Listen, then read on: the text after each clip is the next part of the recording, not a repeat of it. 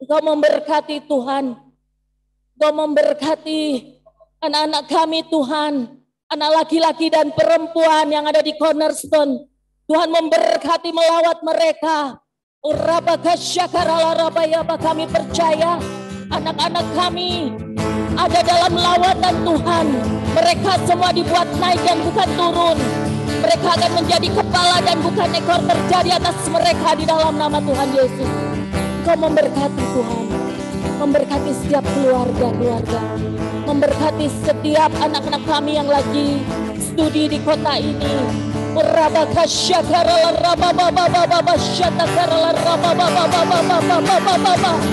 Lawatanmu terjadi, lawatanmu terjadi Tuhan.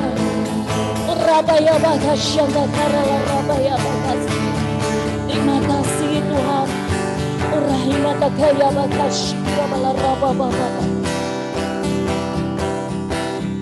Dalam Mazmur 63, kasih karunia Tuhan memenuhi kami. Terima kasih Tuhan. Sebab kasih setiamu lebih dari hidup, kebaikanmu melimpah atasku. Jiwaku melekat kepadamu Tuhan, betapa ku merindukanmu. Sebab kasih setiamu lebih dari hidup, kebaikanmu melimpah atasku. Jiwaku melekat kepadamu Tuhan, betapa ku merindukanmu. Katakan ya Allah, ya Allah, Engkau kerinduanku. Selalu ku cari wajah-Mu Tuhan, seperti tanah yang kering rindukan air. Demikianlah jiwaku rindu Engkau. Ku memandangmu di tempat kudus, dan ku melihat kemuliaan-Mu. Ku berdiam di bawah naungan sayap-Mu, dan ku dapati kekuatan baru. Sebab kasih setiamu lebih dari hidup, kebaikanmu melimpah atasku. Jiwaku melekat kepadamu Tuhan, betapa ku merindukanmu. Sebab kasih setiamu lebih dari hidup, kebaikanmu melimpah atasku. Jiwaku melekat kepadamu Tuhan, betapa ku merindukanmu. Betapa ku merindukanmu. Sekali lagi katakan betapa ku betapa ku merindukanmu. Haleluya. Segala kemuliaan Tuhan, kami naikkan pujian ini hanya kepadamu ya Bapa. Mereka ya bakasya karena karala raba baba baba shkina maya ya mama se. Haleluya. Ya la shkina bala raba ya bakasya shkina bala raba ya bakasya karala raba baba baba baba baba shkina bala raba ya bala. Tuhan datang buat hati yang remuk. Tuhan datang buat hati yang saat ini lemah. Tuhan datang kepadamu ketika engkau saat ini mengalami sakit. Tuhan datang dimanapun kau berada. Rasakan jamaah Tuhan pagi hari ini. Kau berfirman dan sembuhkanku. Kau bersabda dan selamatkanku. Tiada yang mustahil bagimu. Yesus, ku percaya padamu. Katakan kau berfirman dan sembuhkanku. Kau bersabda dan selamatkanku. Tiada yang mustahil bagimu. Yesus, ku percaya padamu. Katakan apapun yang terjadi. Apapun yang terjadi dalam hidupku ini, tak pernah ku ragukan kasih-Mu Tuhan. Lewat gunung yang tinggi, dalam lembah yang curam, tak pernah ku ragukan janji-Mu Tuhan. Katakan kau berfirman, yes Lord, dan sembuhkanku. Kau bersabda dan selamatkanku. Tiada yang mustahil bagimu. Yesus, ku percaya padamu. Katakan sekali lagi, kau berfirman. Kau berfirman dan sembuhkanku. Kau bersabda dan selamatkanku. Tiada yang mustahil bagimu. Yesus, ku percaya padamu. Tiada yang mustahil, tiada yang mustahil bagimu. Yesus, ku percaya padamu. Yesus, ku percaya padamu. Sekali lagi, Yesusku, Yesusku percaya padamu. Haleluya, haleluya. Terima kasih.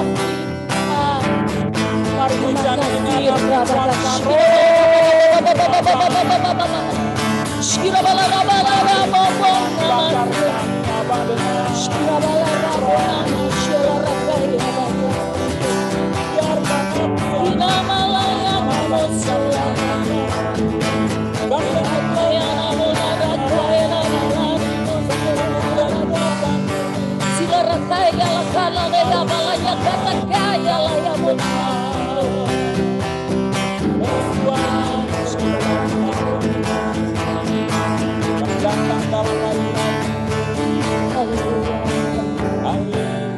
Terima kasih kami mengucap syukur Tuhan atas pujian penyembahan kepadamu ya. Kami siap mendengar Tuhan. Tuhan berkati setiap pribadi lepas pribadi yang mendengarkan Tuhan. Di dalam nama Tuhan Yesus. Haleluya. Amin. Shalom. Shalom semuanya. Bu Dewi. Shalom Ibu. Halo. Ada anakku Kak Desi. Shalom semuanya. Ada ini juga. Shalom semuanya. Kita akan mendengarkan firman Tuhan ya. Sebentar. Luki mana sih? Darlin sudah sehat, Darlin? Stefani Pram, shalom. Sehat. Shalom Ibu. Shalom. Ting tong. Baik, shalom semuanya. Shalom Bapak. Open mic, open cam, boleh ya. Shalom Mbak. Ya, Shalom. shalom semua. Shalom. Oke, luar biasa sehat semua ya. Amin. Yes. Ya, saya berdoa supaya kita semua terus menyala-nyala di dalam Tuhan. Jangan ada yang loyo. Bu Dewi siapkan hostinya Bu Dewi. Bu Dewi Purwani, bukan Bu Dewi Rinjani. Bu Dewi Purwani. Oke, kita akan lanjutkan firman Tuhan mengenai serial khotbah di atas bukit. Ya. Khotbah di atas bukit ini berseri-seri. Begitu panjangnya karena begitu pentingnya Tuhan mau mengabarkan sesuatu yang baru, pikiran yang baru, roh yang baru disampaikan Tuhan Yesus buat setiap umatnya. Jadi hari ini Tuhan memperbaharui semua hukum-hukum yang selama ini tertutup oleh kabut, selaput yang menyebabkan mereka nggak ngerti.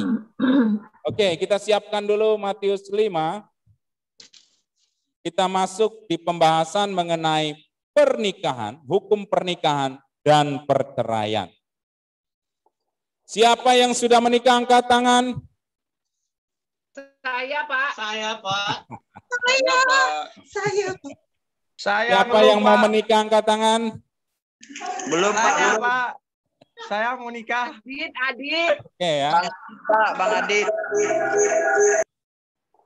Menikah adalah perintah Allah. Jadi waktu kita menikah itu kita melakukan perintah Allah. Ya. Matius 5 ayat 31 sampai 32. Matius 5 ayat 31-32 pembahasan firman Tuhan hari ini cukup panjang. Jadi siapkan stamina saudara untuk kita masuk di dalam pemberitaan firman ini. Saya bacakan buat kita semua. Telah difirmankan juga, siapa yang menceraikan istrinya harus memberi surat cerai kepadanya. Tetapi aku berkata kepadamu, setiap orang yang menceraikan istrinya kecuali karena zina, ia menjadikan istrinya berzina. Dan siapa yang kawin dengan perempuan yang diceraikan, ia berbuat zina. Nah, sebuah penekanan yang Yesus katakan mengenai perkawinan dan perceraian. Yesus berkata bahwa telah difirmankan, berarti sudah ada dari dulu ya hukum-hukum yang mengatakan kalau kamu mau ceraikan istrimu, kamu kasih surat cerai dong. Nah, jadi menggambarkan ada perceraian pada waktu itu dan sepertinya itu legal ya. Karena diberikan surat cerai, ada aturannya. Tetapi Yesus berkata begini ya, setiap orang yang menceraikan istrinya kecuali karena zina, ia menjadikan istrinya berzina. Nah, artinya bercerai itu dosa. Tuhan mau katakan itu, tapi ada embel-embelnya, kecuali karena zina. Pak, kalau begitu berarti Tuhan Yesus melegalkan perceraian juga dong. Kan karena zina boleh bercerai. Kita akan lihat dulu ya, nanti di bawah ini. Bagaimana Tuhan akan menjelaskan firman, biarkan firman yang menjelaskan firman. Jangan kita menjelaskan berdasarkan hikmat kita, tapi biarkan kita gali firman Tuhan hari ini. Mengenai apa yang dikatakan, Yesus sepertinya, makanya ada beberapa gereja yang menggunakan ayat ini secara mentah untuk berkata boleh bercerai, gitu ya. Asalkan karena zina. Tapi pada prinsipnya Allah membenci perceraian. Amin. Semua ayat firman Tuhan berkata perceraian, tidak ada yang berkata bahwa boleh. Allah itu membenci perceraian. Malaikat 2. Allah membenci perceraian. Berarti dia tidak suka perceraian. Jadi apa yang dibenci Allah jangan kamu lakukan, itu maksudnya. Ya. Makanya Yesus mengatakan, siapa yang menceraikan istrinya, dia berzina. Wow, gitu ya. Nah, baik, saya akan ajar dulu saudara konsep pernikahan. Ya, ini bukan konseling pernikahan, tapi penting supaya anak-anak mengerti. Ini karena banyak anak-anak muda yang belum menikah. Kalian harus tahu, harus dengarkan firman ini. Karena apa?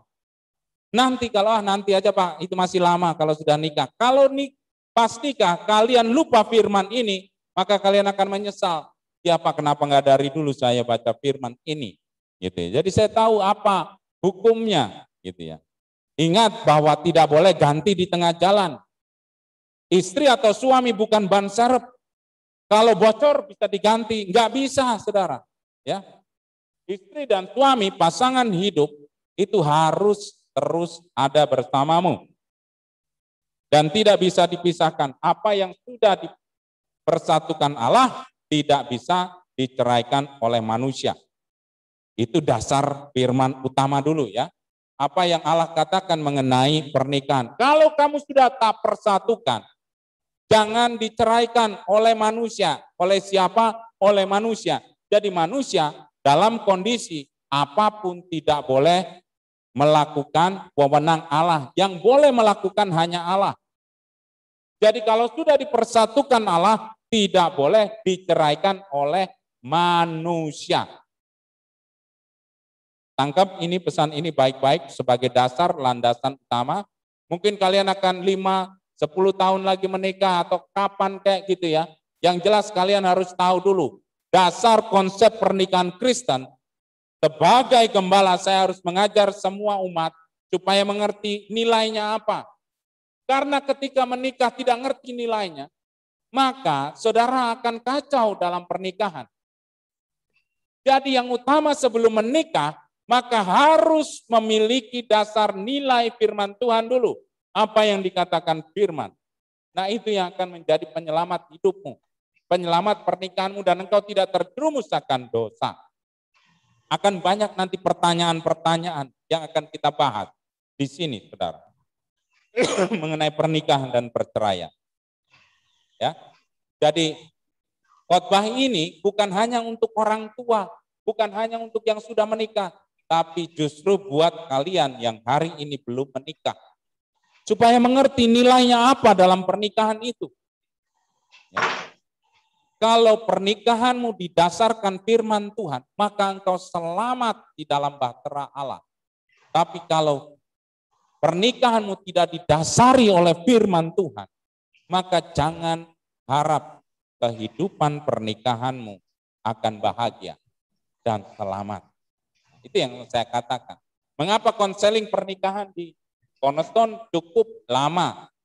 Ya, kemarin ada orang yang minta dinikahkan di sini dengan halus saya tolak, gitu ya, karena kita tidak menikahkan orang yang bukan jemaat kita.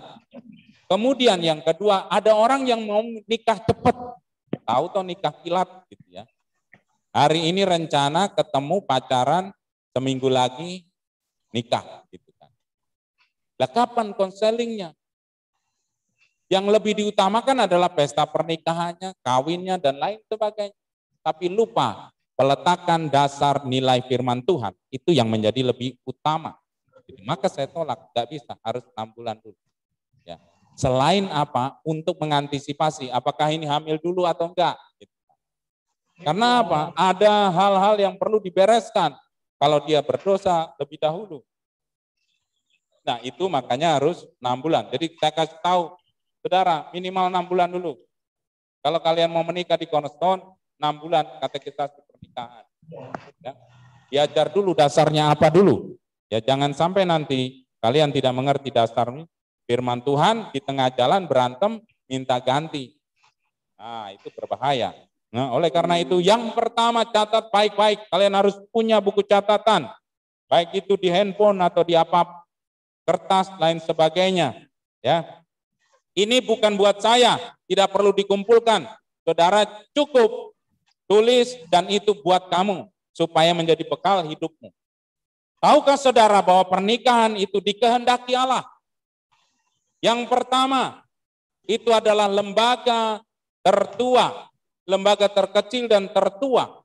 Dari kitab Kejadian saja, Tuhan sendiri yang membentuk lembaga pernikahan ini.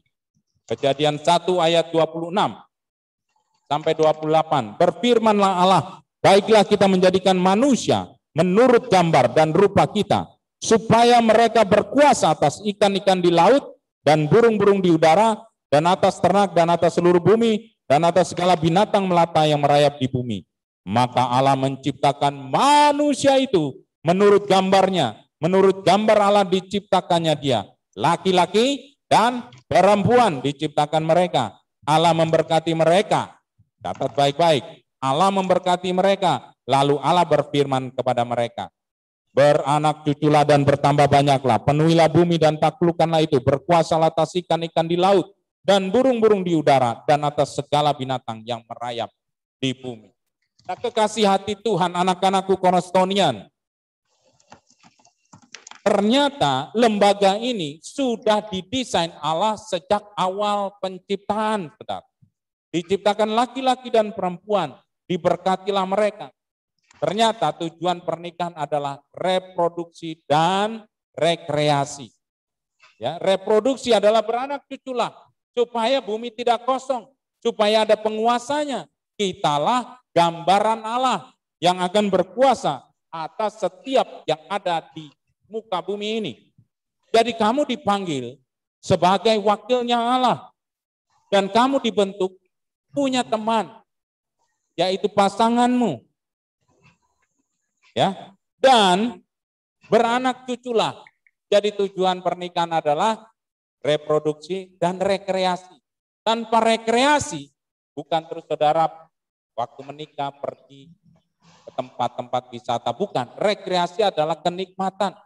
Rekreasi adalah sesuatu yang memiliki nilai nikmat. Makanya untuk reproduksi Tuhan juga berikan rekreasi, gitu ya. Supaya saudara ngerti ya, kenapa saudara diberikan seksualitas. Nah itu untuk rekreasi. Nah, bahasa ilmiahnya adalah rekreasi supaya kita bisa bereproduksi. Ya. Kalau untuk bereproduksi tidak ada rekreasi, tidak ada orang yang mau menikah. Ketika saudara hanya disuruh reproduksi, itu bisa aja pakai stem cell atau di laboratorium atau bayi tabung dan lain sebagainya. Itu beda. Ya. Makanya Tuhan Allah memberikan rekreasi buat setiap pernikahan. Harus disadari bahwa semua untuk mendatangkan kesenangan supaya kita memenuhi panggilan dan kehendak Allah. Allah itu baik ya. Dia memberikan buat kita apa yang kita butuhkan. Kalau tidak ada rekreasi, tidak ada reproduksi. Ya.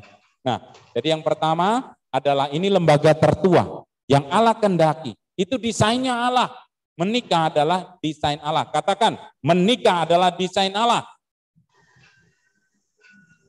Oke. Menikah adalah Yang kedua, ya. Jadi kalau kalian menikah, bukan dosa.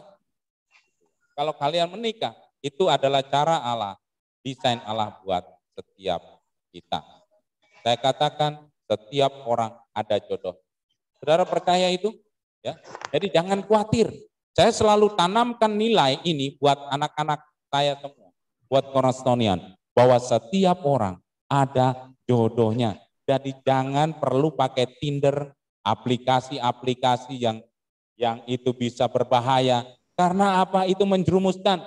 Saudara punya tulang rusuk. Kalau saudara laki-laki, tulang rusukmu sedang ada di orang lain, perempuan, gitu kan. Nah, pasti akan dipertemukan gitu. Nah, kekasih hati Tuhan yang kedua, konsep pernikahan Kristen harus laki-laki dan perempuan dewasa.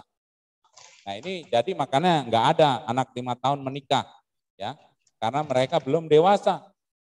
Ya. Baik dewasa secara jasmani maupun rohani. Dan harus laki-laki dan perempuan. Sorry ya, saya bilang tegas ya. Kenapa kok harus di-highlight ini ya? Menikah itu harus laki-laki dan perempuan. Hanya ada 2 jenis manusia di dunia ini. Laki-laki dan perempuan. Adakah jenis ketiga? Tidak ada. Ya. Kalau ada jenis ketiga, itu bukan desain Allah. Diciptakannya laki-laki dan diciptakannya perempuan. Itu desainnya. Supaya kalian sadar. Hari-hari ini banyak orang yang terjerumus kepada penyimpangan. Mereka menjadi jenis yang ketiga. Dan Allah dengan anugerahnya menarik mereka supaya mereka kembali. Jadi saya katakan kalau ada waria, orang-orang LGBT, lesbi, gay, itu orang-orang yang sedang tersesat. Apakah bisa dipulihkan? Bisa. Apapun bisa dipulihkan asal dengan kuasa nama Tuhan Yesus. Jadi kan kalau dulu saya belum menjadi hamba Tuhan, saya belum banyak memiliki pengalaman untuk konseling orang-orang yang seperti ini. Tapi ketika menjadi hamba Tuhan, banyak orang-orang luar datang pada kami. Dan ternyata mereka terjerumus kepada dosa-dosa ini. Ya. Jadi ternyata, saudara, di sekitar kita, banyak orang-orang mengalami penyimpangan-penyimpangan menjadi jenis ketiga. Itu karena trauma, dilecehkan, dan lain sebagainya. Dan itu sepertinya hari-hari ini sudah legal. Tahukah saudara, saya baru mendengar kabar. Ada seorang pendeta menikahkan 2 pendeta. Wah, itu biasa Pak, pendeta menikahkan kan biasa. Tapi pendetanya cowok semua, saudara. Itu di Prancis. Saudara bisa cari beritanya di internet. Ya. Sebuah gereja menikahkan pendeta, tapi pendetanya laki-laki semua. Apakah pendeta itu tidak baca Kejadian? Firman Tuhan. Selalu saudara, banyak orang mengartikan firman dengan memodifikasinya berdasarkan kepentingannya. Saya bilang ya, banyak orang sering memodifikasi firman demi kepentingannya. Nah, apakah ada jenis ketiga? Tidak ada. Tidak ada saya temukan di Alkitab ada jenis ketiga selain laki-laki dan perempuan. Ya. Oleh karena itu betapa ditegaskan ini. Kenapa saya normal Pak. Saya senang lawan jenis. Tapi yang saya maksud, kalau kamu menjadi terbiasa, pikiranmu menjadi itu udah lumrah zaman sekarang. Itu yang salah. Ya. Kita ini terang dipanggil menjadi terang supaya kita bisa memberitakan terang. Ya, jadi jangan membiasakan diri yang sangat berbahaya ketika saudara lumrah merasa bahwa itu biasa. Sehingga saudara merasa bahwa itu enggak berdosa. Nah, itu yang paling berbahaya. Di akhir zaman ini, kayak begitu udah biasa, enggak apa-apa. Nah, kata enggak apa-apa ini yang berbahaya. Ya. Jadi menikah harus laki-laki dan perempuan. Sepakat ya? Tidak ada menikah laki-laki dengan laki-laki, perempuan dengan perempuan. Kalau engkau disuruh menjadi saksi, jangan mau. Kalau engkau disuruh memberkati sebagai hamba Tuhan, jangan mau. Ya, karena ini berdosa. Allah tidak desain akan hal itu. Pernikahan Kristen harus laki-laki dan perempuan. Kalau perempuannya sudah tua, Pak, itu bukan lain masalah itu, ya. Kalau misalnya ada apa cacat dan lain, itu bukan masalah. Yang penting harus laki-laki dan perempuan, ya. Nah, kekasih hati Tuhan, betapa saya mau highlight ini. Kenapa? Karena kecenderungan hari-hari ini orang sudah mulai lumrah. Gitu. Nah, maka saya mau menekankan buat kita untuk kita sadar kembali kepada firman Tuhan. Tidak ada jenis ketiga. Ya. Yang ketiga, saudara, pernikahan harus seiman. Ya. Tidak ada yang zaman dulu ada nikah BS. Ya, di catatan sipil ada orang Kristen dengan orang agama lain, itu tidak boleh. Ya, bukan berdasarkan hukum dunia, berdasarkan hukum firman Tuhan. Yang kamu anut hukum mana sebenarnya? Hukum firman Tuhan katakan tidak boleh. Katakan begini. 2 Korintus 6 ayat 14 sampai 15. 2 Korintus 6 ayat 14 sampai 15. Saya bacakan. Janganlah kamu merupakan pasangan yang tidak seimbang dengan orang-orang yang tak percaya. Sebab persamaan apakah terdapat antara kebenaran dan kedurhakaan? Atau bagaimanakah terang dapat bersatu dengan gelap? Persamaan apakah yang terdapat antara Kristus dengan Belial? Apakah bagian bersama-sama orang percaya dengan orang-orang tak percaya? Nah, sekali lagi, ya, jangan kamu merupakan pasangan yang tidak seimbang. Kenapa Allah memerintahkan firman ini buat setiap kita? Karena Dia mau memberkati. Kalau pasanganmu bukan orang-orang yang seiman, itu bisa menutup pintu berkat Allah. Jomplang, ya. Kita orang-orang yang diberkati menikah dengan orang-orang yang belum mengenal Tuhan. Jadi jangan paksakan diri. Pak, hari ini cari jodoh susah loh. Kita ini minoritas. Yang ada itu ya agama-agama lain. Yang penting kan Pak, saya bahagia. Katanya. Dari 40 teman saya yang wanita, hanya 1 yang Kristen. Nah, susah toh Pak, itu aja udah dicing sama teman saya. Gitu kan. Masa sih rebutan? Mulailah orang berpikir, nurunkan standar. Gak apa-apalah, yang penting kan nikah, yang penting kan kawin, yang penting kan dapat jodoh. Gitu kan. Nah, kenapa? Makanya hari ini saya tekankan, setiap orang ada jodohnya. Pegang itu baik-baik ya. Katakan dalam hatimu, saya punya jodoh. Saya punya jodoh. Nah, tak minum dulu. Jadi jangan khawatir bahwa kamu tidak ada jodohnya. Hai engkau laki-laki, lihat, pegang tulang rusukmu. Hilang 1 kalau di ronsen. Gitu kan. Di mana? Ya di tempat perempuan yang akan menjadi istri kita. Gitu. Hai wanita, kamu berhutang tulang rusuk sama seorang pria. Gitu. Temukan, kembalikan kepada dia. Jadi harus seiman. Ya, ingat jangan menjadi pasangan yang tidak seiman.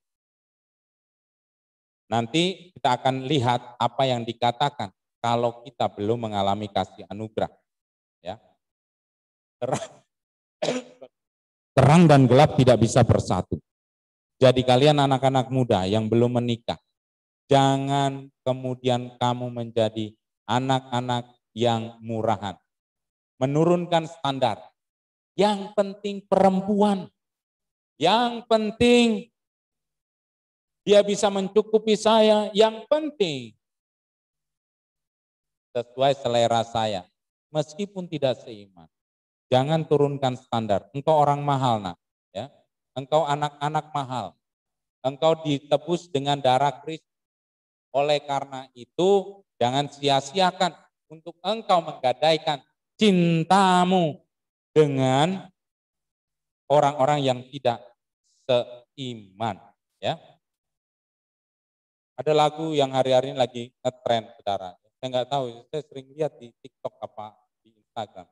Tresnoku iku rakoyo Instagram gitu. Asal diklik aja langsung oleh hati. Jangan menjadi orang-orang yang hanya berlandaskan tinggal klik ketemu ini langsung klik hatinya gitu kan. Cinta itu tidak seperti Instagram. Betapa mudahnya diklik langsung oleh hati nih gitu kan.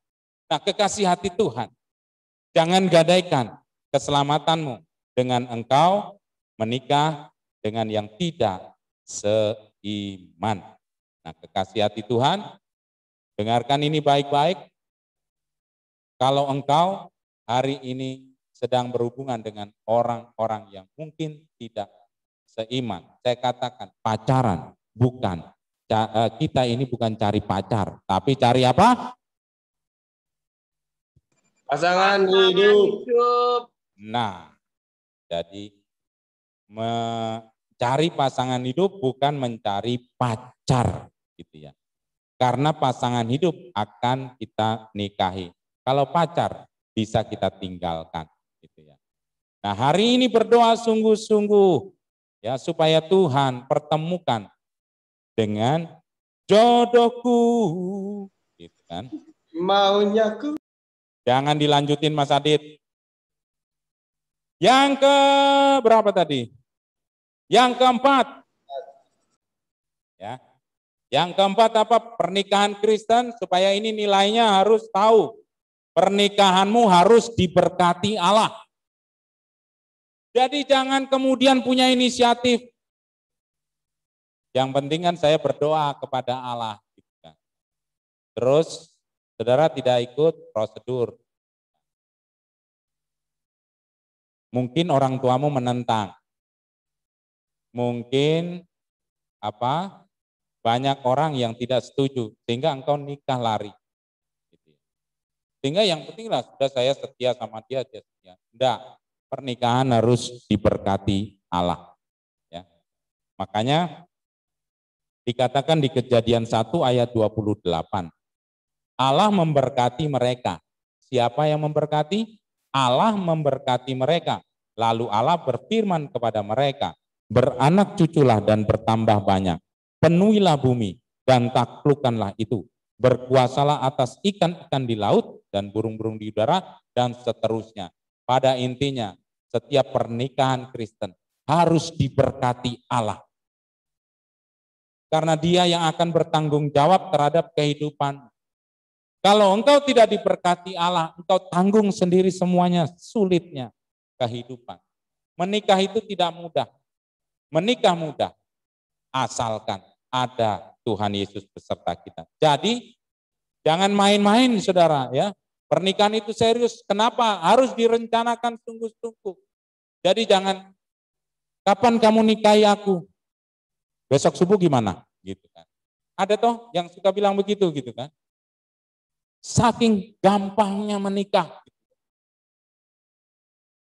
Orang tidak memikirkan. Mereka lupa, semua harus direncanakan. Makanya kita tidak bisa nikah kilat. Tiba-tiba hari ini datang sama saya, kemudian bilang, Pak, besok saya mau menikah. Buset, gitu kan. Kenapa buru-buru? Enggak, pokoknya besok saya harus menikah. Wah. Jadi, saudara harus rencanakan itu baik-baik. Karena pernikahan Kristen itu untuk selamanya, sampai maut memisahkan. Kemarin saya tes janji pernikahan, gitu ya. Wah Pak, kalau di gereja ini janji pernikahannya itu dibaca Pak, jadi nggak diapali, maka saya nggak hafal. Gitu. Besok kalau kalian nikah di sini harus hafal, ya. Pakai bahasamu sendiri. Siap. Nggak usah lihat di internet, itu nggak asli ya. Itu banyak editannya. Tapi bagaimana ungkapkan perasaanmu, janjimu sama pasangan. Itu aturan yang saya buat di sini ya. Walaupun kata-katamu sederhana, tapi itu lahir dari rasa cintamu terhadap pasangan, komitmenmu. Jadi kalau saudara nanti diberkati di gereja ini, Harus hafal dari sekarang. Ya. Jadi tak kasih PR menulis janji pernikahan. Walaupun belum ada pasangan hidupnya, nggak apa-apa, nanti akan saya ucapkan kalau saya menikah. Nah, itulah ya. Pernikahan harus diberkati Allah. Celaka kamu kalau pernikahan tidak diberkati Allah. Makanya pasangan harus seiman, ya, supaya engkau diberkati Allah di gereja, ya, ditumpang tangan. Ya tidak harus di gereja, bisa di mana, cuma harus ada yang namanya pemberkatan pernikahan. Ya, supaya apa? Kalian pernikahan, keluargamu, anak-anakmu akan manis semua. Ya, keluargamu, istrimu, suamimu, semua akan baik-baik saja. Ya, karena apa? Karena kita diberkati Allah. Ini jadi kalian yang hari ini sedang merencanakan pernikahan atau mungkin nanti saudara punya satu kerinduan, maka hari ini saudara harus tahu prinsip ini, harus dalam pemberkatan Allah. Celaka kalau kita tidak diberkati. Nikah sakarepmu dewe, maka nasibnya sakarepmu dewe. Gitu ya. Nah yang kelima, sebuah prinsip, dengar baik-baik ya, pernikahan harus monogami. Pernikahan Kristen harus monogami. Terserah orang-orang di luar sana yang mereka punya satu klub yang namanya klub poligami. Tapi aturan firman Tuhan katakan ya, bahwa setiap laki-laki harus punya hanya satu istri. Setiap istri harus hanya punya satu suami. 1 Korintus 7 ayat 2. Tetapi mengingat bahaya percabulan, baiklah setiap laki-laki mempunyai istrinya sendiri, bukan istrinya sendiri. Itu jamak. Tapi harus setiap laki-laki mempunyai istrinya sendiri, bahasa aslinya tunggal. Ya, kalau kamu pakai bahasa Yunani, bahasa Ibrani kan ada tunggal, jamak. Nah ini dikatakan tunggal. Jadi tidak ada istri kedua, ketiga, suami kedua, suami. Kalau suaminya banyak namanya apa? Poliandri, gitu ya. Ingat poliandri, bukan poliklinik, poliandri, gitu ya. Dan setiap perempuan itu harus mempunyai suaminya dalam tanda petik tunggal, tidak jamak, gitu ya. Nah, 1 Timotius 3 ayat 12, sebuah peraturan mengenai diaken. Diaken haruslah suami dari satu istri dan mengurus anak-anaknya dan keluarganya dengan baik. Satu istri, camkan baik-baik ya. Jadi tidak boleh buka cabang. Restoran bagus buka cabang, tapi kalau rumah tangga buka cabang, kobol-kobol hidupmu nanti ya. Berkat itu tertutup semua dan hidupmu akan penuh dengan celaka. Makanya Tuhan tahu kamu harus punya satu istri saja, harus punya satu pasangan hidup saja. Itu saja sudah akan repot. Mungkin Tuhan bercanda begitu. Tapi saya kasih tahu saudara ya, bahwa ketika saudara menjaga firman ini baik-baik, maka hidupmu akan diberkati, pernikahanmu akan diberkati. Inti daripada ajaran Kristus dari kitab Kejadian sampai kitab Wahyu adalah kasih setia. Katakan kasih setia. Jadi engkau diajar untuk mengasihi dengan setia. Sebagaimana Allah mengasihimu. Allah tidak berpoligami. Allah tidak menduakan kita. Allah setia sama kita. Kalau Allah berpaling dari kita, habislah hidupmu. Ya, makanya sifat Allah yang mau Tuhan ajarkan pada kita adalah kasih setia. Hanya itu kasih setia, dia mengasihi, dia setia. Ya, kalau kamu baik, maka Allah akan baik. Enggak. Apapun yang kita lakukan, Allah tetap setia. Itulah sifat Allah. Gitu ya. Pak, tapi bagaimana itu di perjanjian lama? Istri-istrinya seperti koleksi sepatu gitu kan. Banyak gitu kan. Saya katakan, nih, dengar cerita historinya dulu ya. Setiap pemberontakan akan menghasilkan dosa. Dimulai dari cerita Kain. Kain itu siapa? Anaknya Adam. Ya. Ketika Kain memberontak, dia melakukan dosa, lihat apa yang terjadi. Mulai dari situ terjadi poligami. Ya. Jadi pada dasarnya poligami terjadi karena pemberontakan. Tidak bisa mengendalikan hawa nafsu. Makanya terjadi yang namanya dosa-dosa seperti itu. Pada awalnya Allah tidak mendesain itu. Tidak ada desain Allah poligami. Karyo, mana? Itu kan karena kekerasan hati manusia saja untuk memenuhkan hawa nafsu. Coba lihat, seandainya Abraham tidak terbujuk rayu oleh istrinya untuk menikahi Hagar, maka tidak akan lahir Ismail. Apa yang terjadi hari ini? Pertempuran di dunia ini sebenarnya intinya karena Abraham, saudara. Ya. Karena dia punya gundik yang namanya Hagar. Sampai hari ini Israel itu pontang-panting luar biasa kepayahan, diserang kanan kiri.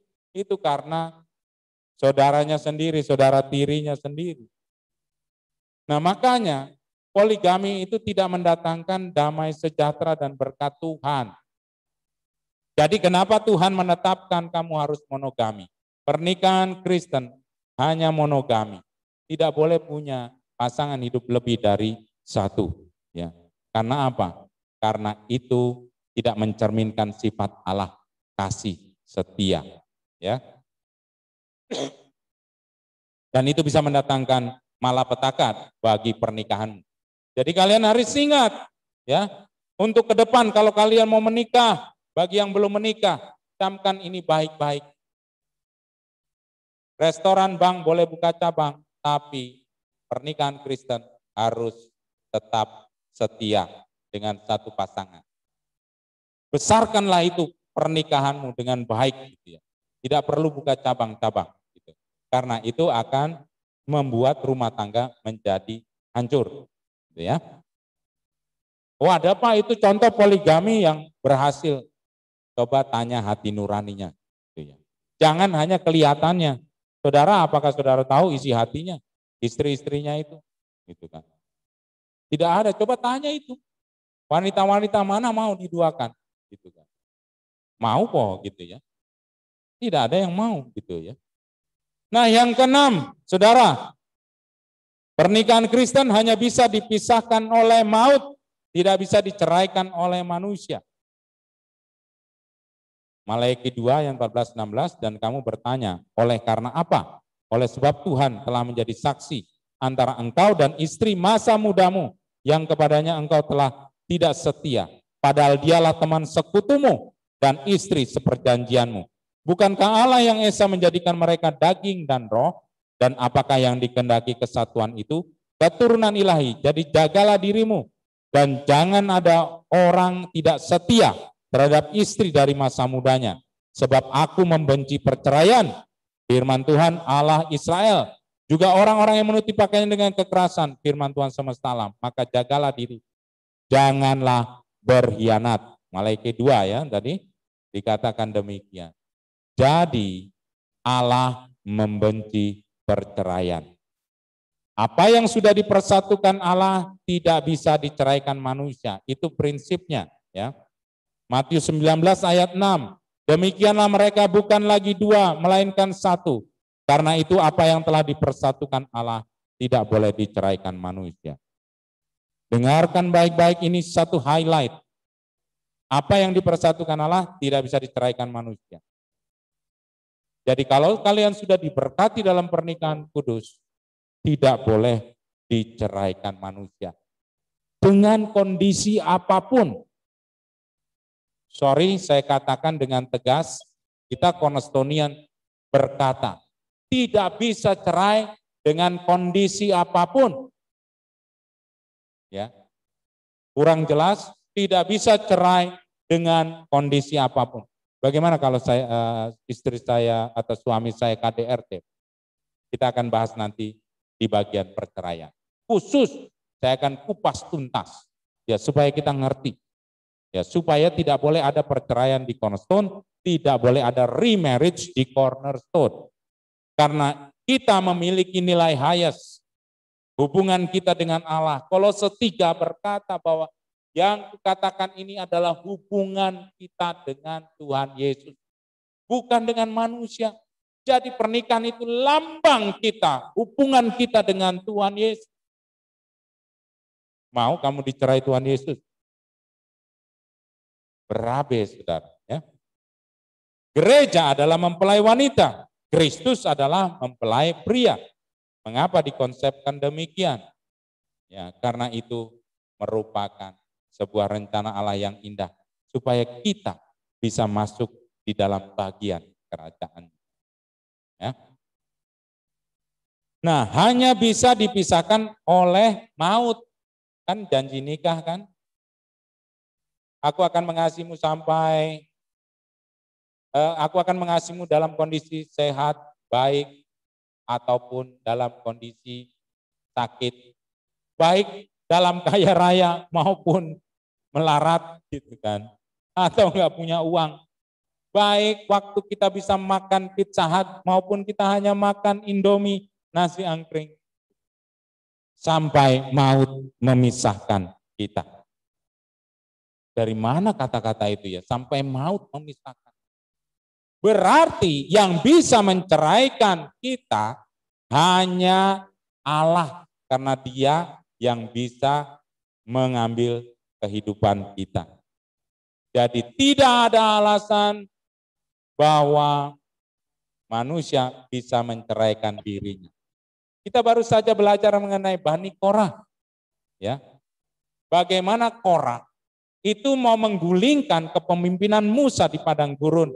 Dia berkata, saya lebih baik dari Musa. Kenapa Tuhan pilih dia? Berarti dengan tidak langsung dia menyalahkan Allah dan dia menentang Allah. Sehingga apa yang Allah lakukan? Ditelan bumi hidup-hidup. Nah, jadi kalau kita semua menentang Allah, berbahaya. Wong Allah yang mempersatukan, kita ambil wewenangnya. Memangnya kamu berhak toh? Berwenang kok ambil hak cerai.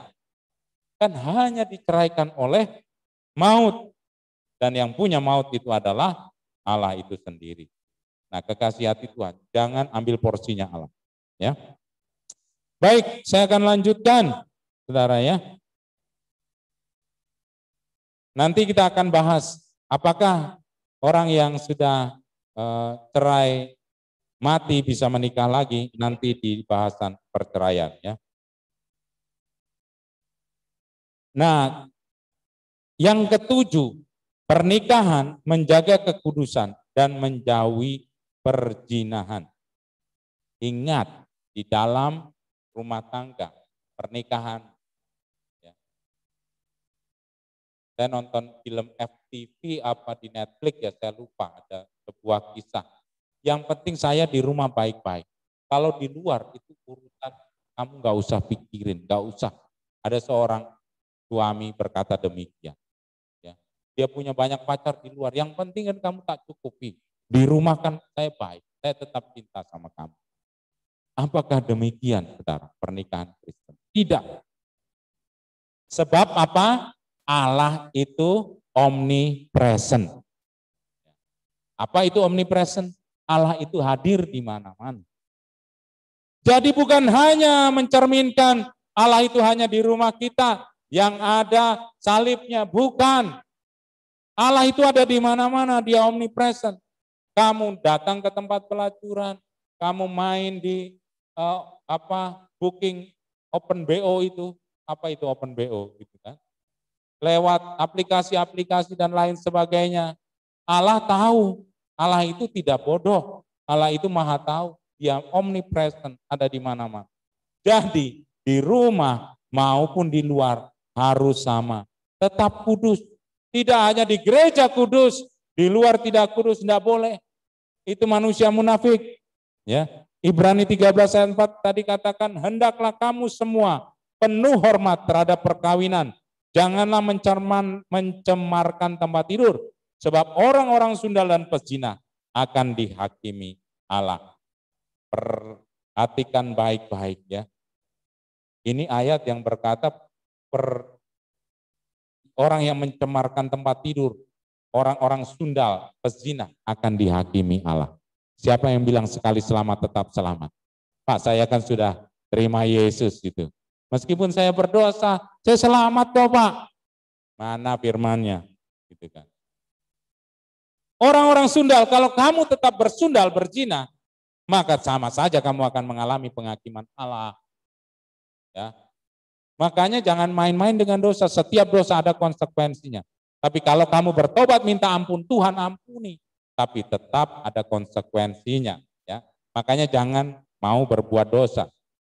Ya, kalau kita bahasan kemarin gitu, Pak, waktu berzina pikiran aja saya berpikir porno, berpikir berzina di dalam pikiran saja dosa.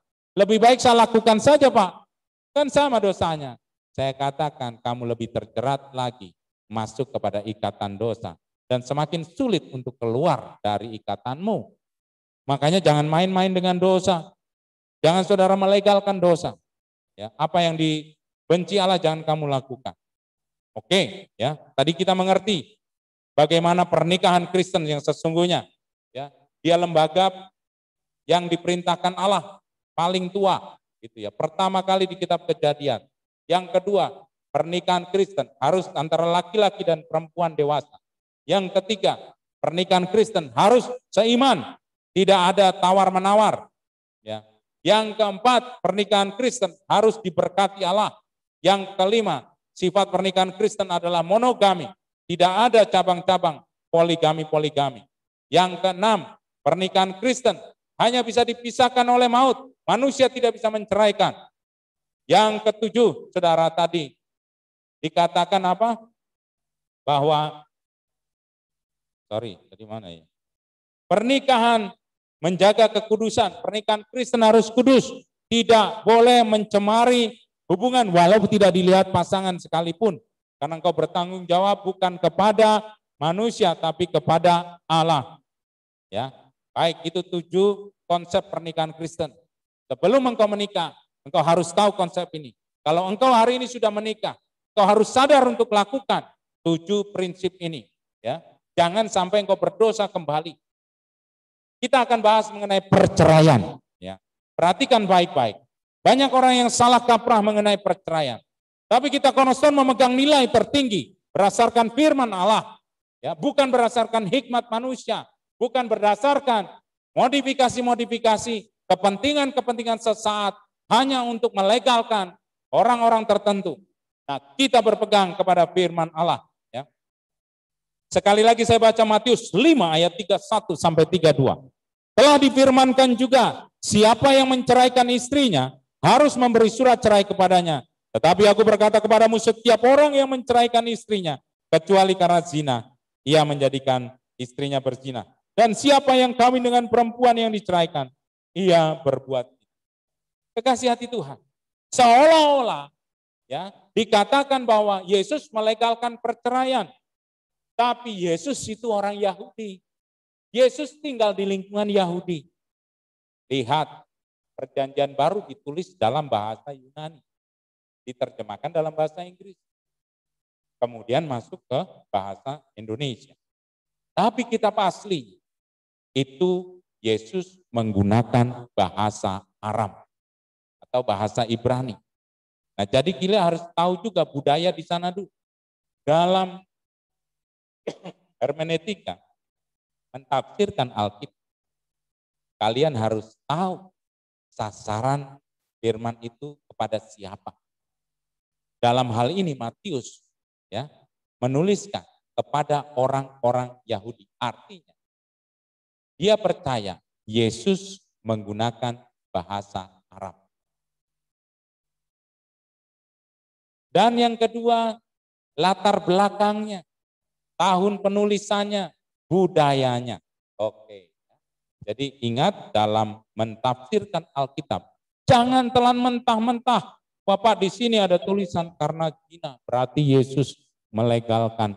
Jadi tidak mungkin Tuhan itu plan. Ya. Tuhan tidak bisa plan.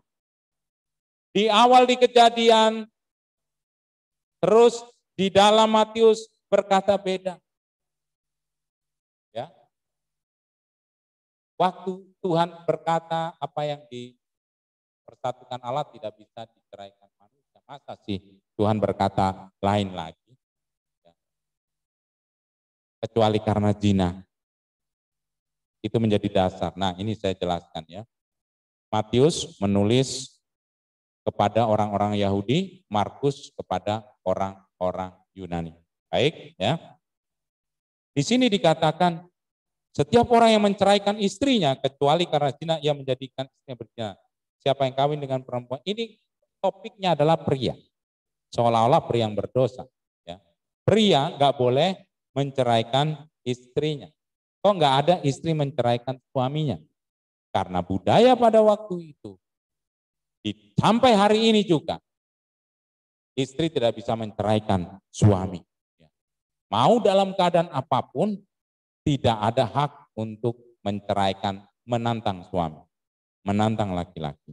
Nah itu makanya Matius hanya berkata, setiap orang yang menceraikan istrinya gitu. Tapi lihat Markus 10 ayat 12.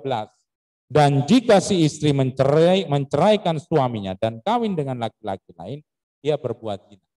Di kitab Markus ini, dia berbicara kepada orang-orang Yunani dan orang-orang Roma.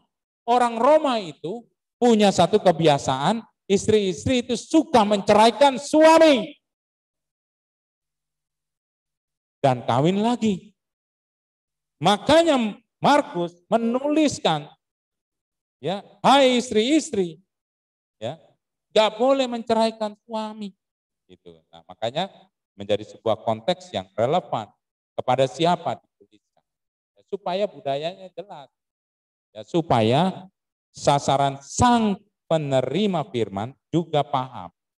Gitu. Makanya dikatakan itu baik, oke ya. Nah, kalau Yesus di dalam Matius khotbah di atas bukit ini dituliskan, dia berbahasa Aram, berbahasa Ibrani, maka beda antara percabulan dengan perzinahan. Saya tahunya dulu waktu saya sekolah teologi, bedanya cabul dengan zina. Percabulan itu, atau bahasa Inggrisnya adalah fornication, itu beda sama adultery atau perzinahan.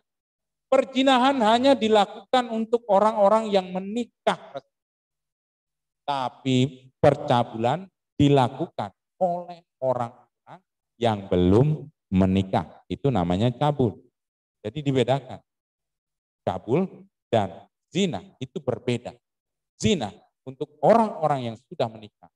Cabul buat orang-orang yang belum menikah. Baik, kita kembali kepada ayat tadi.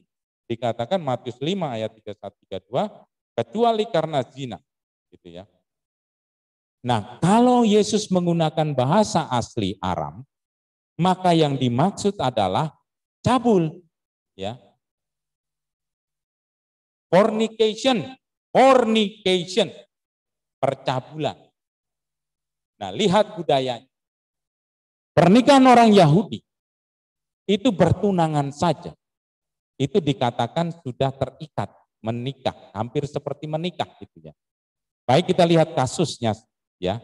Kita lihat kasus pernikahan Yahudi. Ketika Maria dan Yusuf bertunangan, mereka sudah terikat akan yang namanya pernikahan walaupun belum melakukan hubungan suami istri. Walaupun belum diberkati oleh imam-imam, tapi artinya mereka sudah terikat. Nah, tapi belum menikah secara resmi. Maka ketika menemukan Maria mengandung, dia berpikir dia ini selingkuh. Dan diam-diam karena dia baik, dia tidak mengatakan di depan banyak orang bahwa Maria mengandung, padahal mereka belum boleh melakukan hubungan itu. Lalu dengan diam-diam Yusuf hendak menceraikan Maria. Tapi Gabriel turun dan dia berkata, Maria mengandung daripada Roh Kudus. Jadi dia bukan karena tidur dengan laki-laki lain. Nah, itulah yang dimaksud dengan Yesus. Karena budaya pada waktu itu, kalau kalian sudah bertunangan, ya, kemudian ada calon atau tunangannya kemudian melakukan sebuah hubungan sehingga hamil, atau tidur atau kemudian melakukan hubungan seksual, nah, itu baru boleh diceraikan. Tapi kalau sudah menikah resmi, ya sama sekali tidak boleh diceraikan. Jadi harus lihat konsep budaya pada waktu itu. Yesus berkata apa? Kecuali karena zina. Yang dimaksud adalah ketika seperti Yusuf itu, saudara. Ketika dia mau menceraikan Maria, maka itu boleh dilakukan. Belum menikah resmi, belum berhubungan badan, masih kudus, masih suci. Nah, itu yang dinamakan percabulan. Kalau tunangan calonmu atau pasanganmu melakukan percabulan, nah, dikatakan zina di dalam bahasa aslinya itu adalah fornication atau percabulan. Jadi harus dibedakan. Nah, dengan ini, saudara, makanya jangan telan ayat firman Tuhan mentah-mentah. Harus lihat latar belakangnya. Tuhan Yesus boleh kok kalau istri kita berzina, suami kita berzina, kita bercerai. Tidak ada. Ya. Sekali lagi, pernikahan Kristen itu adalah kesetiaan. Bagaimana Pak kalau misalnya dia ya berzina? Sekali lagi saya katakan, kalau dia berzina tidak boleh ada alasan. Saudara harus membantunya, mengampuninya. Susah jadi Cornerstone-nya, memegang nilai tertinggi. Ya, berat. Ya. Tahu gak saudara, ketika saya bikin flyer digital mengenai hukum perkawinan dan pernikahan, saya ambil Matius 5 yang tadi dikatakan, apakah Yesus boleh memperbolehkan perceraian? Itu yang like, saudara, itu orang-orang yang bercerai, yang menikah dan punya problem masalah itu. Gitu ya. Tapi saya bersyukur, saudara, ya, karena firman harus disampaikan. Itu resiko memang. Ya, kita dibenci, kita dikatakan sesat dan lain sebagainya, tapi kita punya dasar, yaitu adalah firman Tuhan yang kita junjung tinggi. Jadi Cornerstone saya mengajar hari, tidak ada alasan apapun bercerai, meskipun itu KDRT sekalipun. Tapi bagaimana Pak? Saya bisa bonyok dipukuli suami saya terus, gitu kan. Nah, di dalam kekristenan berpisah boleh, berdiam diri boleh, tapi tidak dalam konsep bercerai. Ya. Tidak kemudian kawin lagi. Itu namanya salah arah, gitu ya. Nah, ini agak berat supaya kalian itu tak tancapkan sebuah nilai. Hati-hati dalam bertindak. Dalam alasan apapun manusia tidak bisa menceraikan pasangannya. Meskipun karena zina sekalipun, meskipun karena apa. Bukan konsep pernikahan, terus dia mau kawin lagi gitu kan. Apalagi itu. Nanti sekalian baca di rumah 1 Korintus 7, itu dasarnya. Mengenai perceraian, mengenai pernikahan, dan mengenai ketika saudara dipanggil keadaan di mana waktu kalian dipanggil. Nah, ada pertanyaan, apakah saya boleh menikah lagi Pak? Saat dulu saya bercerai belum di dalam Tuhan. Nah, ini banyak pertanyaan begini, Ustaz. Kan dulu saya nikahnya Islam, atau nikahnya Hindu, atau nikahnya Buddha. Terus saudara terima kebenaran. Saya boleh nikah lagi enggak? Itu banyak pertanyaan. Menurut kalian bagaimana? Saya tanya menurut kalian. Boleh gak? Waktu dulu saya kan belum kenal Tuhan. Terus saya cerai. Nah terus saya mau nikah lagi sekarang. Boleh gak?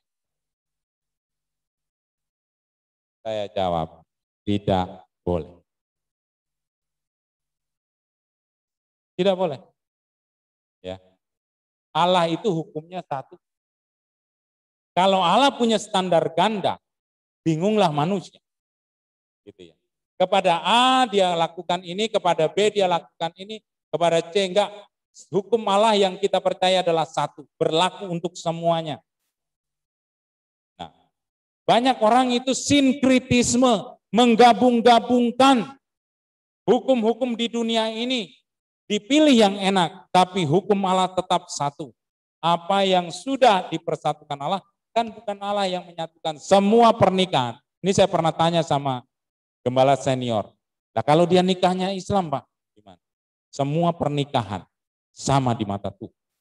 Itu komitmennya kepada Tuhan.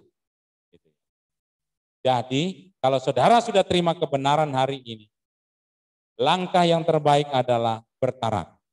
Waduh kejam sekali Pak, seumur hidup saya nggak bisa menikah.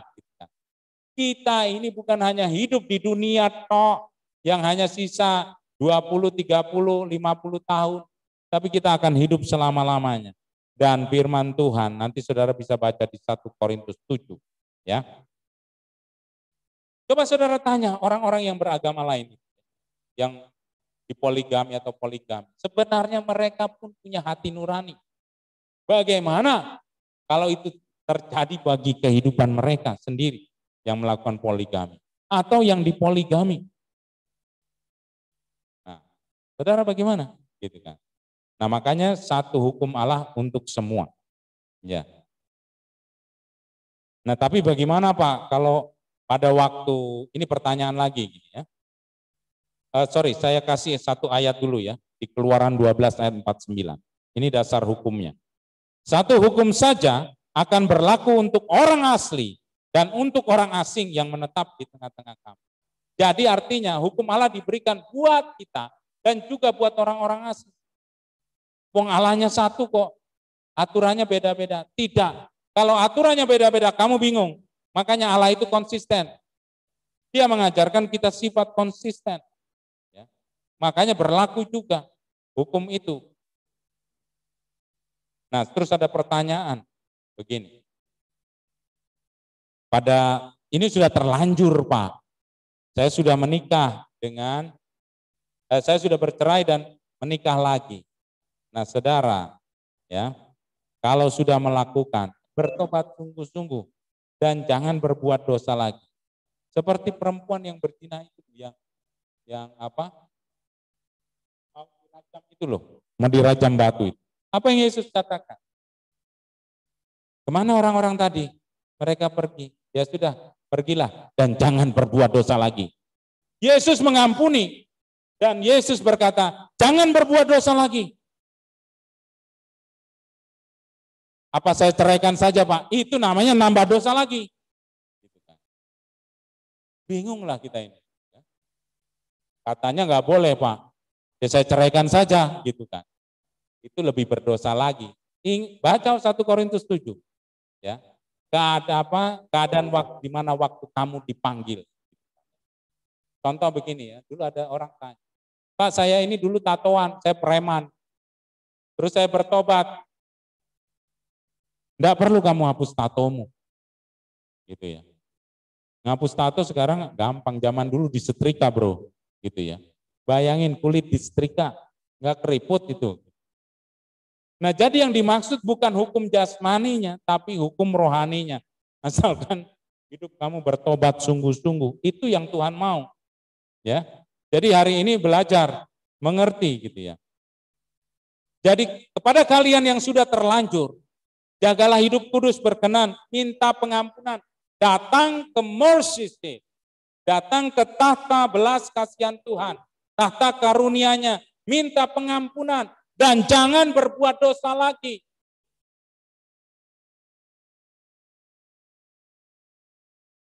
Mengerti saudara?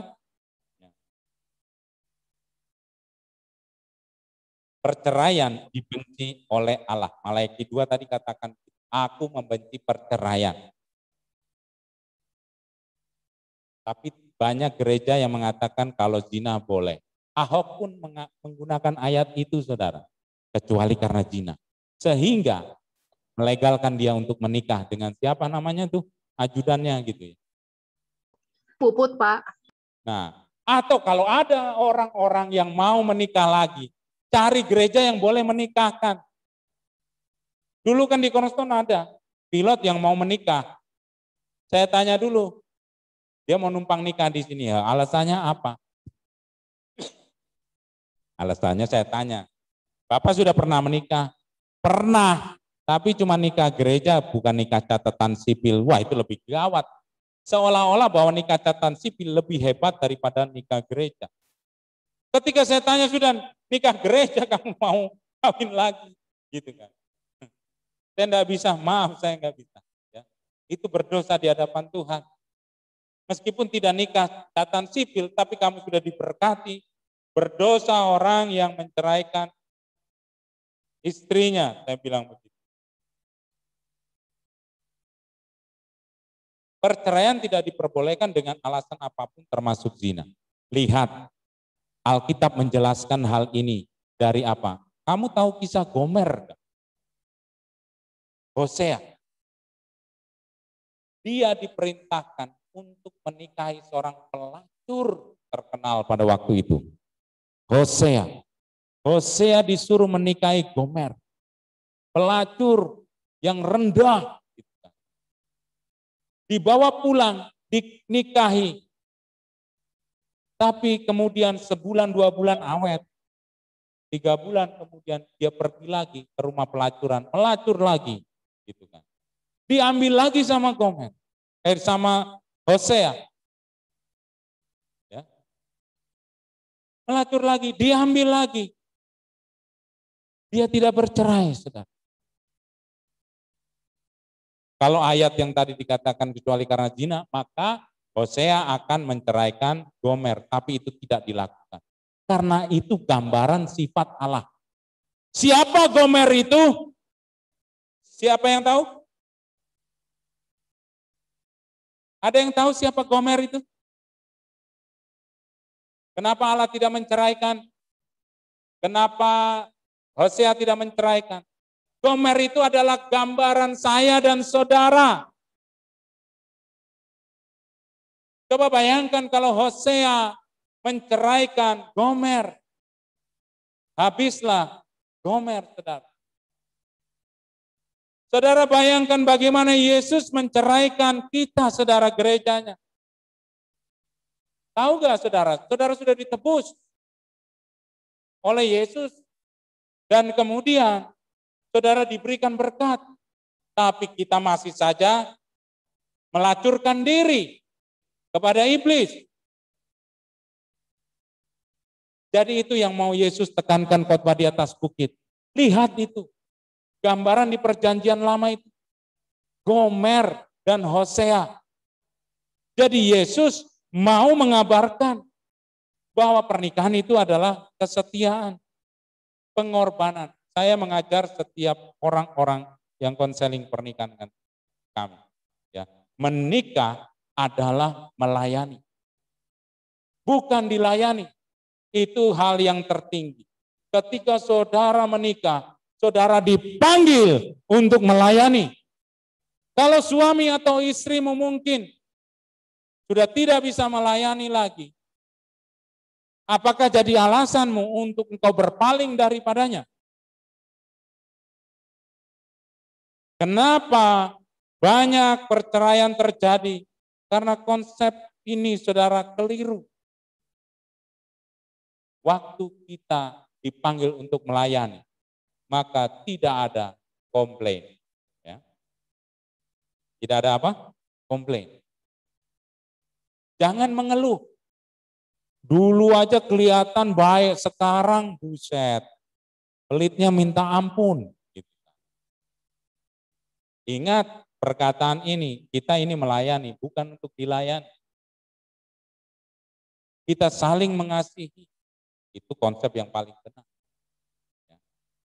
Tapi saudara, ketika pasanganmu tidak berfungsi, maka bukan menjadi alasan engkau tidak berfungsi. Ingat, hai istri-istri tunduklah kepada suami. Hai suami-suami, kasihlah istrimu. Tidak bersyarat saudara. Ketika istri-istri tunduk kepada suami, itu artinya tidak ada syaratnya. Tunduk kalau uangnya banyak. Tunduk kalau gajiannya komplit. Tunduk kalau fasilitasnya lengkap. Tunduk kalau dia menyayangi saya. Tunduk kalau dia tidak berselingkuh. Enggak, saudara. Kata tunduk itu absolut. Hai suami-suami, kasihlah istrimu kalau dia menyenangkanmu. Kalau dia sudah keriput, buang, tendanglah dia. Enggak ada firman Tuhan begitu. Gitu kan. Kalau rasanya sudah hambar, ya, ditiup saja sudah roboh saking lemesnya. Gitu kan. Tidak usah kau kasihi. Tidak ada saudara mengasihi istri itu dalam kondisi apapun. Ini saya kasih nilai yang tertinggi di dalam pernikahan supaya semua Cornerstonian tahu konsep pernikahan Kristen itu kayak apa. Tidak ada alasan bercerai. Kalau kamu sudah dipersatukan Allah, engkau sudah dipertemukan tulang rusuk, itu artinya engkau sempurna. Ya, menurut Allah, bukan menurutmu. Kenapa kita meminta perceraian? Karena kita menganggap itu tidak sempurna menurut kita, bukan menurut Allah. Tapi ketahuilah, rancangan Allah tidak ada yang salah. Rancangan Allah adalah damai sejahtera. Ya. Tapi kalau bagi setiap kita yang belum menikah, jangan main-main. Saudara kemudian mengubah rancangan Allah menjadi rancanganmu. Itu juga berbahaya, gitu ya. Makanya tanya Tuhan dulu untuk mencari jodoh pasangan hidup, karena menikah itu selamanya. Ya, ini sebagai klimaks ya. Menikah itu untuk selamanya sampai maut memisahkan.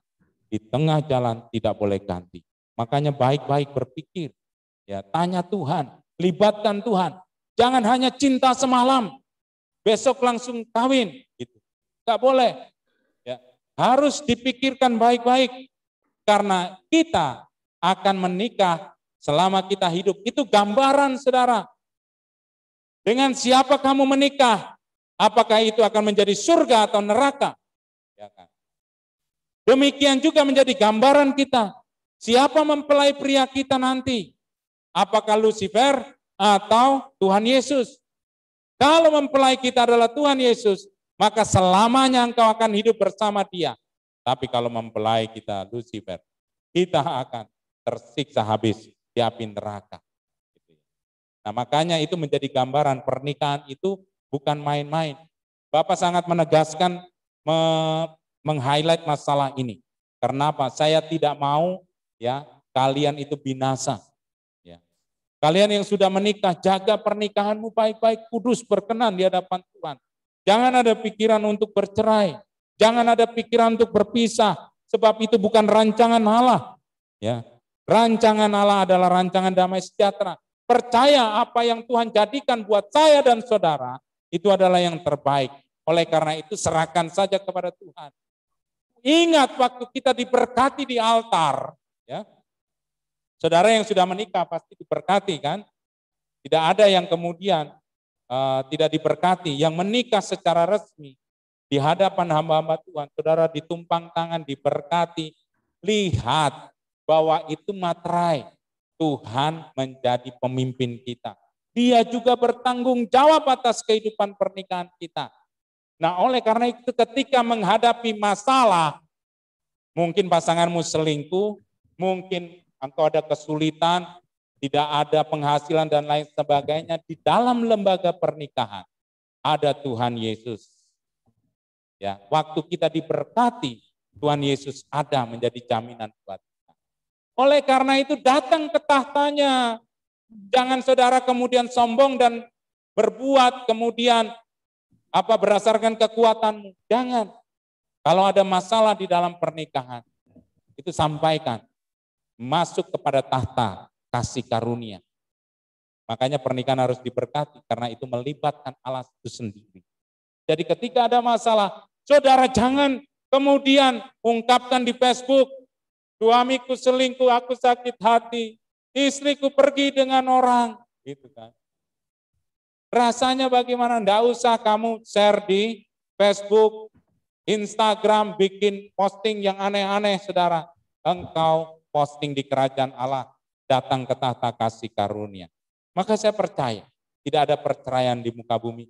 Kalau setiap kita itu percaya, waktu kita diberkati di altar yang kudus, Tuhan itu menjadi jaminan atas rumah tangga saya dan saudara. Nah itu, supaya kita mengerti. Cornerstone memegang sebuah nilai tertinggi. Ya. Kalau kamu semua sudah dengar firman ini, berarti saudara sudah terima kasih karunia ini. Ya. Saya katakan sekali lagi, kalau kamu sudah mengerti firman, sudah mendengar firman yang saya sampaikan, berarti ada kasih karunia yang sudah engkau terima. Sudah ada kebenaran yang sudah engkau terima. Ya. Oleh karena itu, jangan bermain-main dengan kasih karunia. Ya. Ibrani 10 ayat 26 sampai 29 sebagai ayat penutup. Sebab jika kita sengaja berbuat dosa, sesudah memperoleh pengetahuan tentang kebenaran, maka tidak ada lagi korban untuk menghapus dosa itu. Tetapi yang ada adalah kematian yang mengerikan dan penghakiman dan api yang dahsyat yang akan menghanguskan semua orang durhaka. Nah, jadi perhatikan baik-baik, ya. Kalau sudah mendengar ini, sudah diterangi dengan kebenaran, kamu berbuat dosa lagi, melanggar firman Tuhan, kamu sudah tahu firman bahwa tidak boleh bercerai, bahwa tidak boleh berzina, bahwa tidak boleh bercabul, bahwa tidak boleh ini dan itu, tapi kita melakukannya lagi, maka tidak ada korban untuk menghapus dosa. Camkan ini baik-baik, ya.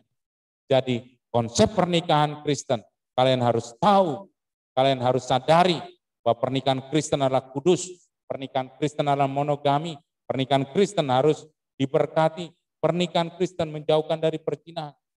Ketika itu sudah ada dalam kita, jangan dilanggar, karena tidak akan ada lagi korban untuk menghapus dosa itu. Ya, nah, bagi setiap kita yang masa lalunya kelam dan hari ini engkau sudah disentuh Roh Kudus, mungkin engkau pernah bercerai, mungkin engkau pernah menikah beberapa kali. Hari ini seperti 1 Korintus 7. Saya baca 1 Korintus 7 ya. 1 Korintus 7, saudara buka di rumah masing-masing ya, mengenai hidup pada waktu dipanggil. Apakah ketika saudara menikah dengan orang yang di luar kekristenan dan saudara mengalami Roh Kudus hari ini, pembaharuan kebenaran, saudara harus menceraikan? Tidak, saudara. Dasarnya di 1 Korintus 7. Jangan mengulangi ya. Saya bacakan dari ayat 17.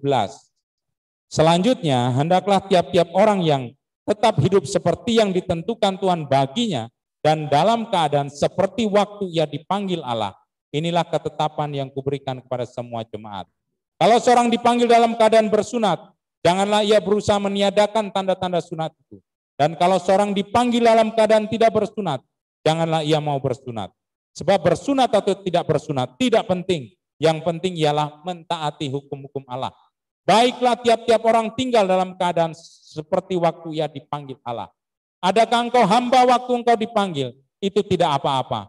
Tetapi jikalau engkau mendapat kesempatan untuk dibebaskan, pergunakanlah kesempatan itu. Sebab seorang hamba yang dipanggil oleh Tuhan dalam pelayanannya adalah orang bebas, milik Tuhan. Demikian pula orang yang bebas dipanggil Kristus adalah hambanya. Kamu telah dibeli dan harganya telah dibayar lunas. Karena itu janganlah kamu menjadi hamba manusia. Nah, kekasih hati Tuhan. Semua ayat di sini, saya bacakan ayat 33. Orang yang beristri memusatkan perhatiannya pada perkara duniawi. Bagaimana ia dapat menyenangkan istrinya. Dan dengan demikian perhatiannya terbagi-bagi. Perempuan yang tidak bersuami dan anak-anak gadis memusatkan perhatiannya mereka pada perkara Tuhan. Nah, maksud ini, saudara, ada ayat ini nanti kita bahas di CSD ya. Pertanyaannya banyak ya. Kenapa ada orang-orang yang tidak menikah? Kenapa ada orang-orang yang menjadi biarawan, biarawati dan lain sebagainya, suster dan lain sebagainya. Nah, dasar firman ini yang dipakai. Ya, ketika mereka merelakan dirinya untuk melayani Tuhan. Nah, tapi Rasul Paulus katakan bahwa lebih baik kamu menikah. Dikatakan di ayat pertama, dan sekarang tentang hal-hal yang kamu tuliskan kepadaku adalah baik bagi laki-laki kalau ia tidak kawin. Tetapi mengingat bahaya percabulan, baiklah setiap laki-laki mempunyai istrinya sendiri dan setiap perempuan mempunyai suaminya sendiri. Nah, ini yang dimaksud, saudara, ya, pernikahan untuk menghindarkan kita dari dosa. Ya. Nah, oleh karena itu, saudara, hari ini kita sudah mendengar firman, khotbah di atas bukit mengenai pernikahan dan perceraian. Harus kita tanamkan dari hati kita bahwa kita adalah umat yang setia. Tuhan Yesus memberkati. Mari kita tunduk di dalam hadirat Tuhan. Terima kasih Tuhan Yesus. Kami sudah semakin mengerti nilai-nilai Kristus di dalam kehidupan pernikahan. Supaya tidak boleh ada perceraian dalam kehidupan orang-orang percaya. Karena itu mendatangkan perzinahan. Dan kami percaya kami yang sudah disentuh Roh Kudus, ketika kami mau menikah, Tuhan pilihkan jodoh yang terbaik. Tuhan pertemukan tulang rusuk kami yang hilang. Dan Tuhan tunjukkan siapa pemilik tulang rusuk ini. Dan kami percaya Tuhan pada waktunya Tuhan akan singkapkan. Dan kami percaya kami adalah orang-orang yang mahal. Sebab kami ditebus oleh darah Kristus. Darah yang tercurah. Bukan oleh uang, bukan oleh harta, tapi oleh nyawamu sendiri. Oleh karena itu kami berharga di mata Tuhan. Dan jodoh pasangan kami adalah orang-orang yang takut akan Tuhan, yang memiliki Kristus di dalam hidupnya. Dan kami menutup diri buat orang-orang yang tidak mengenal Kristus. Jodoh kami adalah orang-orang yang takut akan Tuhan, setia kepada Tuhan, dan menghormati Tuhan. Dan kami percaya Tuhan, kami menjauhkan diri dari setiap pikiran-pikiran cabul, perjinahan-perjinahan apapun, pikiran-pikiran untuk bercerai bagi setiap kami yang sudah menikah. Dan kami untuk tetap menjalankan kasih setia sebagaimana Tuhan ajarkan kepada kami. Terima kasih Tuhan, terima kasih. Jauhkan dari setiap intimidasi dosa. Dan Tuhan persiapkan kami Tuhan di dalam kasih anugerah-Mu. Dan setiap kami Tuhan, kami menyerahkan kehidupan kami ada di dalam tatanan dan rencana-Mu saja. Di dalam nama Tuhan Yesus. Mari kita persiapkan diri untuk kita masuk di dalam perjamuan kudus. Saudara, saya kasih waktu untuk mengambil roti atau crackers atau apapun, dan saudara bisa ambil air putih untuk saudara pergunakan sebagai sarana perjamuan, dan kita akan sama-sama doakan. Ora posyata karalaya putaka pasyata karalaya. Anna karalaya musyata karalaya pukutaka. Anna karalaya mama. Ora pata, mari kita angkat tubuh Kristus ini. Sebelum kita mengadakan perjamuan kudus, ingat bahwa Yesus menebus dosa kita bukan dengan uang, bukan dengan harta, tapi dengan darahnya yang mahal. Dan ini adalah bukti kasih setia Kristus. Dia tidak berselingkuh atas kita. Dia tidak meninggalkan kita. Dia justru menyerahkan nyawanya untuk saya dan saudara. Itu bukti kesetiaan Tuhan Yesus atas setiap kita. Dia tidak pernah berpaling dari kita. Dia menjaga kesetiaannya atas kita. Kita mengangkat tubuhnya yang kudus ini. Kami mengangkat tubuh Kristus ini. Sebab apa yang telah kuteruskan, kuterima daripada Tuhan, yaitu bahwa Tuhan Yesus pada malam waktu Ia diserahkan, mengambil roti, memecah-mecahkan, mengucap syukur dan berkata, inilah tubuhku yang diserahkan bagi kamu. Perbuatlah ini setiap kali kamu memakannya, menjadi peringatan akan aku. Bukankah ini adalah tubuh Kristus? Kita makan di dalam nama Tuhan.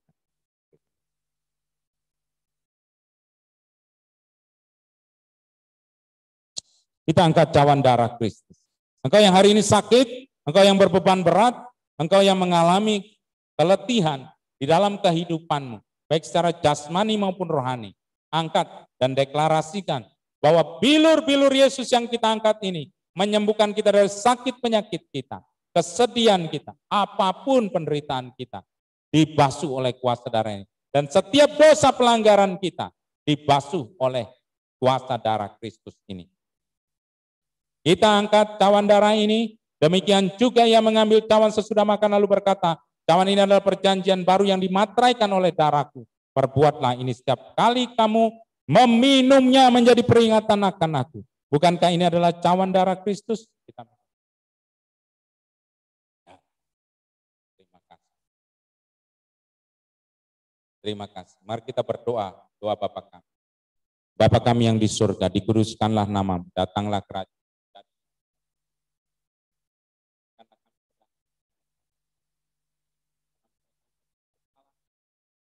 Kami juga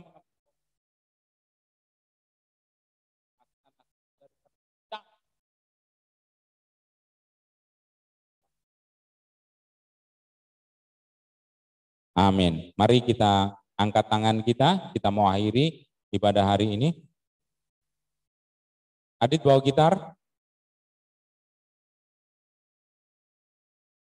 Kalau nggak ada, mari kita angkat tangan kita. Ada piano, Pak. Ibadah ini dengan berkat daripada Tuhan. Nyanyikan satu pujian.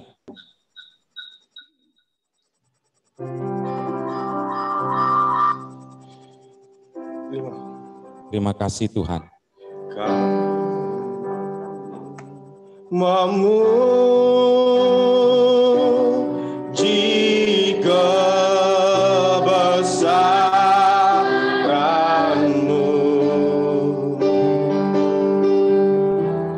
ajaib Tuhan,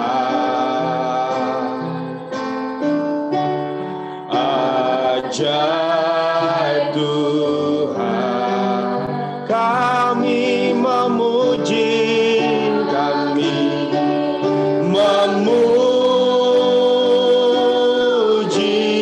kebesaran-Mu,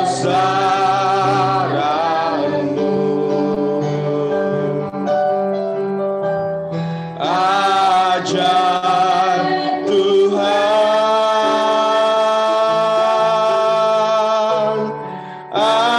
ajaib Tuhan, Di kebesaran-Mu kami memuji kebesaran-Mu.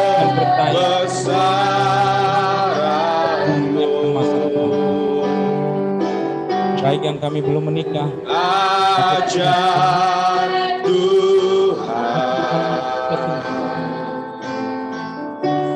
kami percaya dan kasih ajaib Tuhan, kami berdoa Tuhan hari ini. kami Berkat daripada Tuhan. memuji Percaya hari ini setiap kami dilindungi, setiap kami mengalami penemuan berkat, setiap kami hari ini menjadi berkat yang nyata. Supaya kami memberitakan ajaib Tuhan,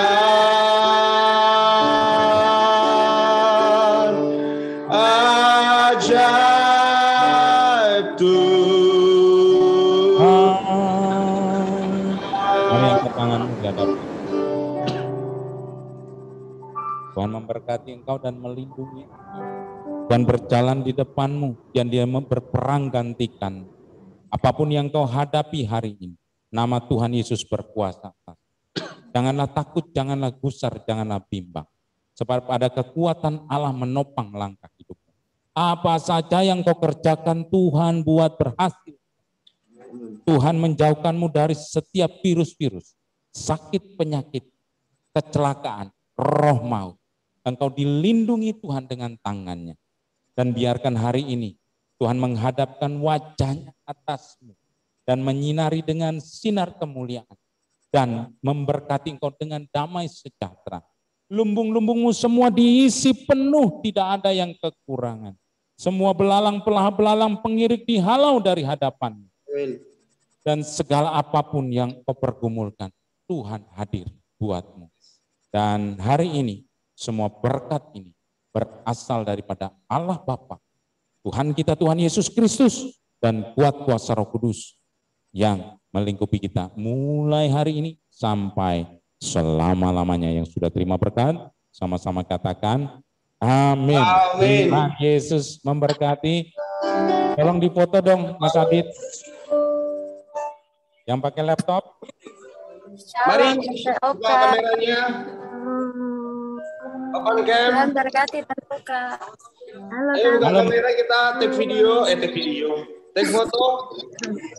Take foto. Coba tolong dinyalain semuanya biar wajahnya nggak halu. Waduh, Deyus, lengkap formasinya. Juju, Demi. Bentar Bang Adit, kameraku gelap. Selamat ulang tahun Mbak Juju. Juju ulang Selamat ulang tahun Juju. Selamat tahun Debeta. Selamat ulang tahun Bapak.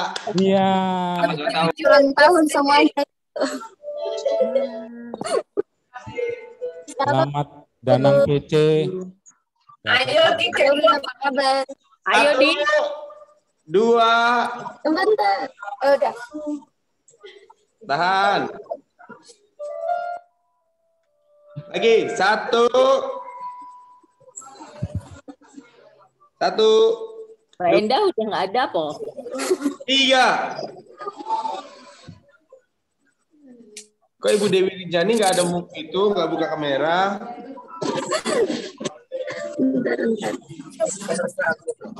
Ibu Dewi. Iya, kalau ada telepon masuk itu terus kameranya ketutup. Belajar dulu. Ya, sekali lagi ya. Ayo Bu Dewi, buka kamera Bu. Gak bisa. Semuanya senyum ya. Bisa Adit. Oke, Harus belajar dulu, Mas. 1 and 2 and 3. Oke. Adit cok mandi.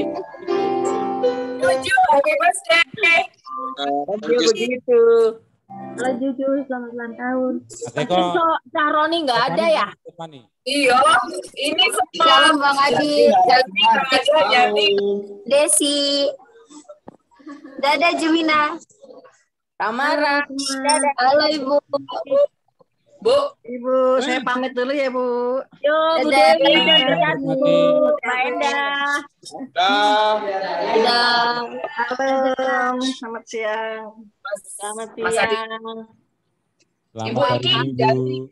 Jangan dikira anak saya ketok belas loh. Lah iya. Pada kemana Janti? Diam. Kemana SK? Ada demam habis vaksin, Po. Selamat hari Minggu, Ibu. Bapak. Mereka antar. Terima kasih. Monis. Halo Bekasi. Mas Pram. Halo. Purwani. Deborah. Surabaya. Mas Adi. Halo. Halo Mbak Beta. Kemarin itu Mari saya pamit duluan ya. Apa? Bapak. Ya, terima kasih Tuhan berkati. Terus sepenanggungan ya Pak Deknya meninggal ya. Kita. Mbak Beta.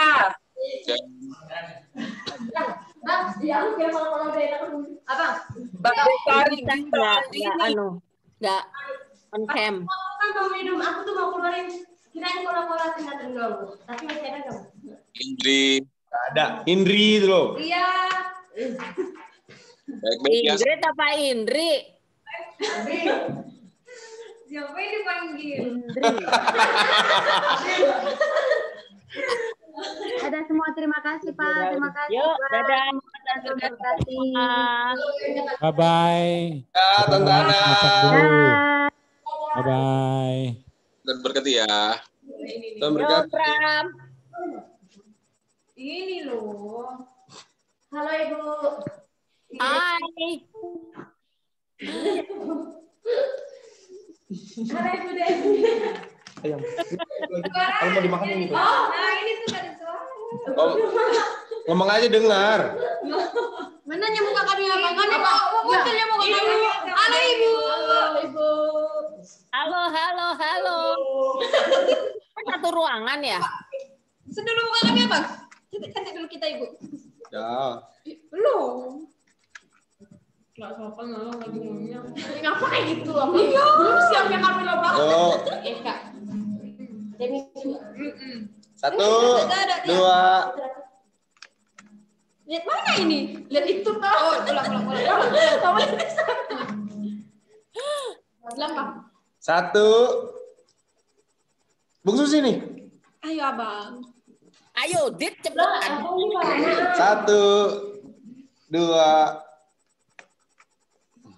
Dah.